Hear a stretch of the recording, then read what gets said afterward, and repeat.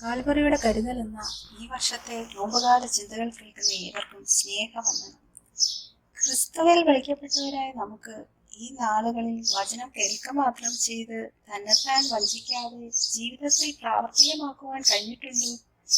കാൽവറിയിലെ പരമയാഗത്തിന്റെ ഓർമ്മയ്ക്കായി ക്രൈസ്തവ ദേവാലയങ്ങളിൽ ദിവ്യ ബലിയായി വിശുദ്ധ കുർബാനകൾ നടത്തപ്പെടുന്നു. മത്തായി എഴുതിയ സുവിശേഷം 5:23 മുതൽ 26 വരെയുള്ള വാക്യങ്ങളിൽ പറയുന്നു, ആകയാൽ നിന്റെ വഴിപാട് യാഗപീഠത്തിൽ കൊണ്ടുവരുമ്പോൾ സഹോദരന് നിന്റെ നേരെ വല്ലതും ഉണ്ടെന്ന് അവിടെ വെച്ച് ഓർമ്മ വന്നാൽ നിന്റെ വഴിപാട് അവിടെ വെച്ചേച്ച് ഒന്നാമത് ചെന്ന് സഹോദരനോട് നിരന്നുകൊള്ളുക. പിന്നെ വന്ന് വഴിപാട് കഴിക്കുക. നമുക്ക് അങ്ങോട്ടല്ല, സഹോദരന് നമ്മോട് എന്തെങ്കിലും എതിരായി ഉണ്ടെന്ന് യാഗപീഠത്തിൽ വന്ന ശേഷവും ഓർമ്മ വന്നാൽ സഹോദരനോട് രമ്യപ്പെട്ട ശേഷം മാത്രം ആരാധന കഴിക്കുക എന്ന് പറയും.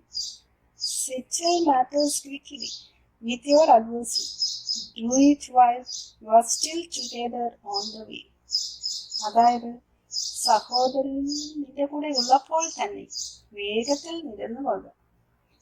അല്ല ഞാൻ truly I tell you, you have to face judgment and thrown into prison. എന്താണ് പറഞ്ഞിരിക്കുന്നത്? ദൈവത്തെ സമീപിക്കുമ്പോഴുള്ള സ്വീകാര്യത മറ്റുള്ളവരോടുള്ള നമ്മുടെ മനോഭാവം ആശ്രയിച്ചിരിക്കുന്നു. നമ്മോടൊന്നിച്ച് മുട്ടുകുത്തിയ ഒരു സഹോദരൻ തന്റെ ബുദ്ധിമുട്ടുകൾ പറഞ്ഞപ്പോൾ നമ്മളാൽ ആവോളം അവനെ കരുതിയോ?